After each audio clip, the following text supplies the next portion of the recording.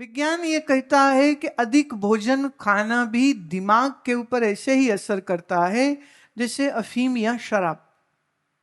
अफीम खाने वाले के दिमाग में उसकी जो आदत है वो पड़ती है, एडिक्शन दिमाग में आती। इसी तरह वो कहते खाने की भी एडिक्शन हो जाती। ये अधिक रोटी चीनी चावल खाते रहने से इसकी भी एक आदत, जिसको तुम कहो, कोई कहे ये अफीमची है तो सुन के अच्छा नहीं लगेगा, पर इसको हम अगर ये कहें कि ये बहुत खाने का एडिक्ट है तो सुनने में अजीब लगेगी, पर बात बिल्कुल सत्य है।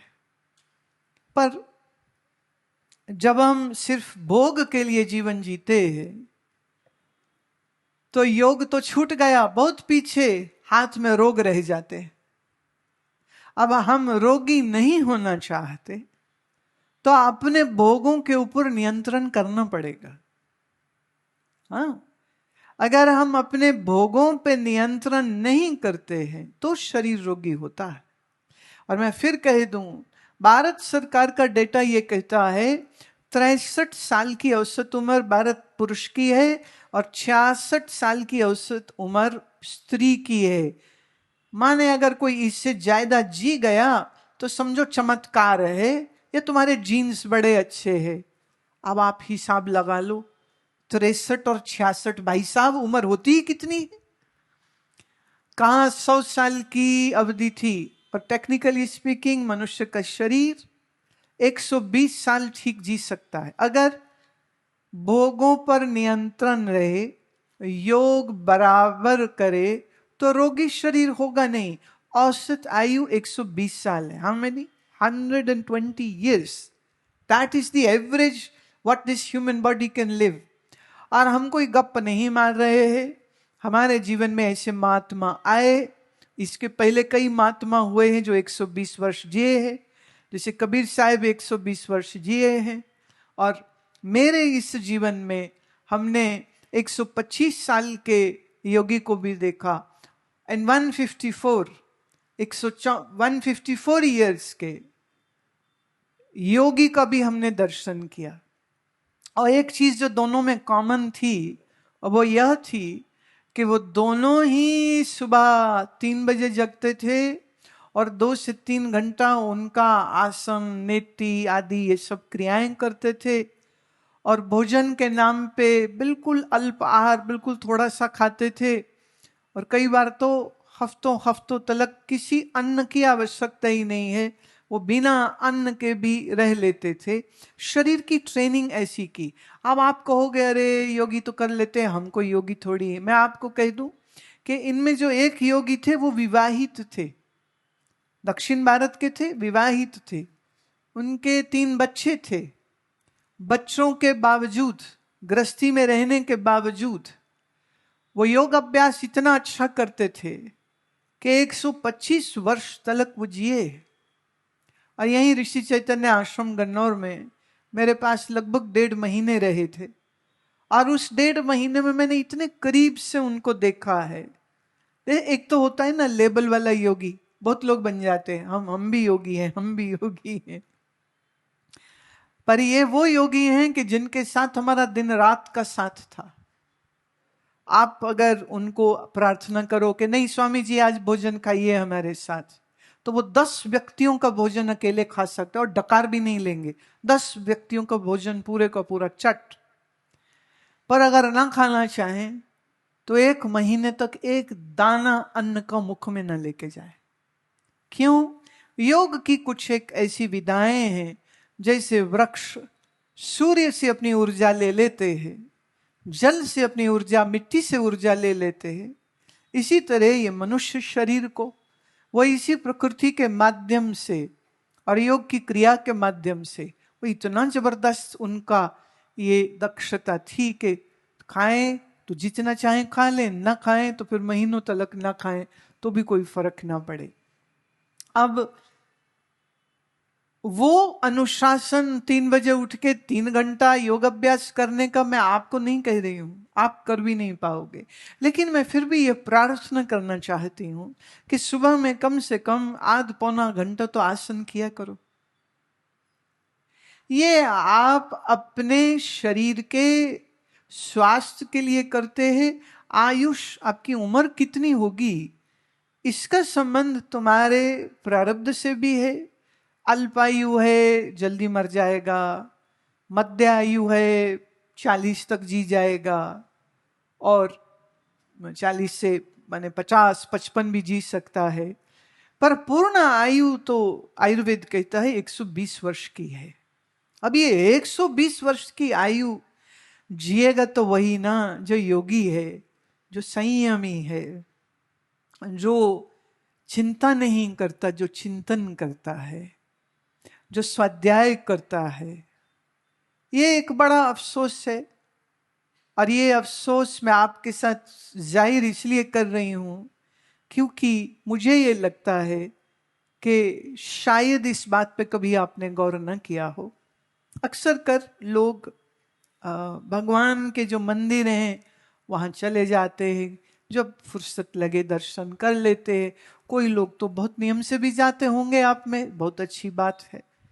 पर मेरा ये कहना है कि आप मंदिर गए बहुत अच्छे, लेकिन उस मंदिर में जिसका स्वरूप है वो अगर कृष्ण का है, वो राम का है, वो शिव का है, तो उनके रूप का दर्शन अवश्य करिए।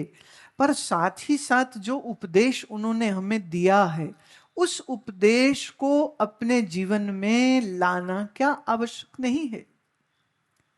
अफसोस इस बात का है कि तुम्हारे घरों में श्री कृष्ण के द्वारा दिया गया उपदेश जो हर मनुष्य के लिए है, भगवत गीता के आकार में, उसके फॉर्म में, वो भगवत गीता क्या तुम्हारे घर में है? हो सकता है कईयों के होए भी, पर मंदिर में लाल कपड़े में लपेट के कोने में पड़ी रहती है। मंदिर में अगरबत्ती दिया कर दिया, आरती थोड़ी कर दी तो कर दी, लेकिन ग्रंथ को बैठ करके बाँचते नहीं हो। मेरा आज आप सबसे निवेदन है, मेरा आग्रह है, रिक्वेस्ट भी है और मित्रवत ऑर्डर भी कर रही हूं कि आप अपने घर में श्रीमद् भगवत गीता अवश्य रखें। भगवत गीता के ऊपर विस्तार से चर्चा मैंने करी, तो वो 3 भाग में बड़े आकार में वो ग्रंथ मौजूद है। लेकिन फिर मुझे लगा कि ये कलयुग के जो जीव है ना, इनके पास समय का, हमेशा कहेंगे जी टाइम नहीं है, टाइम नहीं है, क्या करें, टाइम नहीं है। सो उस कारण इस वर्ष हमने हमारे आश्रम के शिष्यों के साथ मिलकर के ये श्रीमद् भगवत गीता का एक छोटा सा आकार जो है यह बनाया है। इस श्रीमद् भगवत गीता को जब आप खोलेंगे तो श्लोक शब्दाश उसका अर्थ क्या है, हर शब्द का अर्थ क्या है, वो संस्कृत में एक शब्द लिखा है, हिंदी में उसका अर्थ दिया है, और फिर उसी के नीचे उसका छोटा सा सार में, कंसाइज फॉर्म में उसका मतलब क्या है सो हमने दिया। सो ये जो भगवत गीता है, ये इसको मैंने इतना छोटा आकार दिया है कि एकली किताब, ये ग्रंथ अगर आपके जीवन में है और आप रोज स्नान करने के बाद इसको खोलिए और 2 श्लोक पढ़िए, और 2 श्लोक का क्या अर्थ है, क्योंकि हमारे स्कूलों में संस्कृत अनिवार्य रूप से कराई नहीं जा रही है। मेरा आग्रह है, हरियाणा सरकार अब जो भी नहीं चुन के आए, मेरा आग्रह है उस सरकार से कि संस्कृत भाषा को अनिवार्य रूप से हर स्कूल में पढ़ाई जाए। क्यों? हमारी गीता किसमें? संस्कृत में। हमारी उपनिषदें किसमें? संस्कृत में। महारामायण किसमें? संस्कृत में। हाँ, और अनेक जो पुराण हैं वो किसमें? संस्कृत भाषा में। और अगर आप संस्कृत नहीं जानते हैं तो जानिए तुम्हारी विरासत तुम्हारे धर्म से ही कट गए। जब पढ़ना ही नहीं आएगा तो तुम्हें मालूम ही नहीं कि तुम्हारे ग्रंथों में क्या है, और फिर तुम इधर उधर कहां कहां भटकते फिरोगे। तो ये भगवत गीता के ये जो प्रति है ये आप अवश्य ले जाइएगा, और एक एक शब्द, जैसे ये मैंने खोला तो ये आया क्रोधाद भवति सम्मोहा, तो क्रोधात मतलब क्रोध होने पर, सम्मोहा सम्मोह मूढ़ भाव होता है। सम्मोहात स्मृति विभ्रमा, सम्मोहात माने सम्मोहन से, स्मृति विभ्रम स्मृति भ्रष्ट होती है।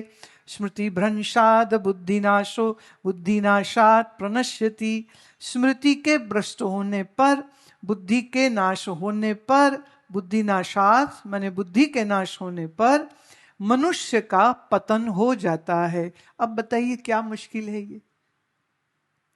आपको अगर सरल हिंदी भी आती है तो उस हिंदी के आधार पर आप जब इसको पढ़ना शुरू करेंगे, इतनी सरल है, तो जीवन का ये मैं कहती हूँ रोड मैप है। जैसे आजकल हम लोग सब गूगल इस्तेमाल करते हैं ना, अब जैसे आश्रम से यहाँ आना था तो हमने गूगल मैप में डाला कि भाई ये सेक्टर पानीपत जाना है, तो वो पूरा दिखा देता भाई ये रास्ता है, यहाँ से लेफ्ट राइट करो, यहाँ से घूमो, और आप अपनी डेस्टिनेशन पे 25 मिनट में पहुंच जाते हो। हाँ, मैं कहती हूं आपके जीवन का रोड मैप इस गीता में है। ये है आपके जिंदगी का रोड मैप। अब कहां जाना है, जीवन में क्या करना है, ये मालूम तभी होगा ना जब नक्शे को देखोगे। अगर नक्शा ही नहीं है तो फिर तो भटक जाओगे तुम। इसलिए ग्रंथ का आधार लेना बहुत बहुत आवश्यक है। दूसरी एक बहुत इंपॉर्टेंट बात मैं कहना चाहती हूं, मनुष्य शरीर है, स्त्री का हो या पुरुष का हो, हर मनुष्य शरीर में कुछ गुण कुछ अवगुण भी हो सकते हैं। तो मनुष्य गलती कर सकता है, लेकिन अगर मनुष्य शास्त्र के अनुसार चलता है तो शास्त्र गलत नहीं होते हैं। इसलिए ईश्वर के बारे में प्रश्न है, ईश्वर क्या है, जन्म क्या, मृत्यु क्या, मैं क्या, तू क्या, स्वर्ग क्या, नरक क्या, कर्म क्या, वैराग्य क्या, आसक्ति क्या, विषय क्या, वासना क्या, ये सब प्रश्नों के उत्तर जब आप गीता पढ़ते हैं अथवा गुरु ग्रंथ साहिब की वाणी जब आप पढ़ते हैं, आपको सारे जवाब मिल जाते हैं। लेकिन अगर आप अपने ग्रंथों से दोस्ती नहीं बनाओगे तो फिर भिन्न भिन्न संप्रदाय, भिन्न भिन्न मत मतांतर, अजीब अजीब से ड्रामा करने वाले लोग आ जाएंगे, और चूंकि आपके पास बुद्धि नहीं है, चूंकि आपके पास समझ नहीं है, आप उनके चक्कर में पड़ जाओगे। अभी हम ये संप्रदाय में, अभी हम उस मजहब में चले गए, अब हम इस मजहब में चले गए। भाई भटके वो जिसको कोई राह दिखाने वाला ना हो। हम कितने सौभाग्यशाली हैं, हमारे पास गीता है, हमारे पास गुरुवाणी है। इस गीता और गुरुवाणी के रहते हुए हम कभी पथभ्रष्ट नहीं हो सकते हैं, हम कभी गलत नहीं हो सकते हैं। एक एग्जाम्पल मैं देती हूँ। मैं एक बार प्रयागराज में थी, 96 की बात होगी। तो वहां एक माता जी मेरे को कहती हैं कि एक प्रश्न है, मैं पूछो। कहती है हमने जिनसे नाम लिया है, जिनसे हमने नाम लिया है, वो हमारे घर में आए थे, तो उन्होंने कहा कि क्या रोज साग पात खिला देती हो, आज तो चिकन खिलाओ। कहती मैं तो चक्कर में पड़ गई, चिकन खिलाओ ये क्या बोल रहे हैं, और साग पात क्या खिलाती हो। कहती तो मेरी तो चूंकि गुरुजी है ना, वो तो गुरुजी को तो ना नहीं कर सकते। तो फिर हमने ना लाया बनाया और उनको खिलाया। मैं मैया तेरा बेड़ा घर को हो, ये तूने क्या किया। कहती पर मैं क्या करती हूँ, उन्होंने कहा गुरुजी के सारे वचन मानने चाहिए। मैं जिस गुरु के अंदर इतनी भी अकल नहीं कि क्या खाना क्या नहीं खाना, जो इतना तमोगुणी है, जो किसी जीव की हत्या करके अपने जीव का स्वाद लेना चाहता है, उसको कौन गुरु कहता है। कहती नहीं हमने उनसे नाम लिया था। मैं क्या फिर नाम देने वाला गधा और तू उससे बड़ी गधी, ऐसा कैसे। गुरु किसको कहते हैं समझ तो लो। गुरु की व्याख्या क्या है, गुरु की परिभाषा क्या है। अगर यही नहीं मालूम तो किसी भी ऐरे गहरे नथु खैरे से हमने उनसे नाम ले लिया, हमने इनसे नाम ले लिया, हमने इनसे नाम ले लिया। अब नाम के चक्कर में ऐसे पढ़ते। गुरु जरूर होना चाहिए, ये ना सबको पता है, तो किसी को भी गुरु बना लो। अब वो शास्त्र अनुसार गुरु है, गुरु नहीं है, गुरु कौन होता है। माने आपने अगर ज्वेलरी सेट खरीदना हो ना, तो पूरा पानीपत शहर घूम जाओगे। इस ज्वेलर के ये डिजाइन 18 कैरेट के 20 के 22 गारंटी दे, फलाना ढमकाना, कितनी खोपड़ी लगाती हो। एक कपड़ा खरीदना हो तो चेक करते हो ये ऑनलाइन सस्ता है कि ऑफलाइन सस्ता है, कि दुकान में सस्ता है, कि बाजार में है, कि सेल में है। कितनी दिमाग लगाते हो। पर जहां बात आई गुरु की, तहां समझ कहां चली जाती है आपकी। अफसोस होता है, अफसोस होता है तब सिर्फ इस बात पर कि काश अगर आप अपने शास्त्रों से जुड़े हुए होते। इसलिए मेरी प्रार्थना को स्वीकार कीजिएगा, अपने साथ भगवत गीता ले जाइएगा। और जिनको गुरबाणी से प्यार है तो जपजी साहब की व्याख्या, रहरा साहब की व्याख्या, ये भी पुस्तक के रूप में पंजाबी भाषा में प्रकाशित, वो भी आपको मिल जाएगी। आपको जिस भी ग्रंथ के प्रति श्रद्धा है आप उसे ले लीजिए, अन्यथा गुरबाणी में और भगवत गीता के उपदेश में कोई फर्क आप ढूंढना भी चाहोगे तो मिलेगा नहीं। इसलिए इस बात को बहुत ध्यान दीजिएगा। एक नियम ले लीजिए, रोज के रोज 2 श्लोक या 4 श्लोक भगवत गीता के पढ़ने ही पढ़ने हैं, समझने ही समझने हैं। और अगर आप कहो जपजी साहब की व्याख्या लेके जाते हो तो कम से कम एक जो 8 लाइन का एक पद होता है, उस 8 लाइन के पद को आप अवश्य पढ़ो, उसका अर्थ क्या है समझो। ज्यों ज्यों इस ज्ञान से आप अपने मन बुद्धि को भरोगे, आपके जीवन से बेवकूफियां, अंधविश्वास, मतलब ये सब कहाँ चला जाएगा पता ही नहीं चलेगा। जैसे प्रकाश के आने पर अंधकार का नाश हो जाता है, ऐसे ही ज्ञान का प्रकाश जब आपकी बुद्धि में होगा तो आपकी बुद्धि से चिंता, फिकर, शोक, संशय, इस सब चीजों का नाश हो जाएगा। सो किसी सत्संगी के लक्षण अगर हम कहें तो क्या होते हैं? सुखमनी सुखमृत प्रभ नाम, भगत जना के मन विश्राम। भगत कौन है? किसको हम भगत कह सकते हैं? जिसके मन में विश्राम होता,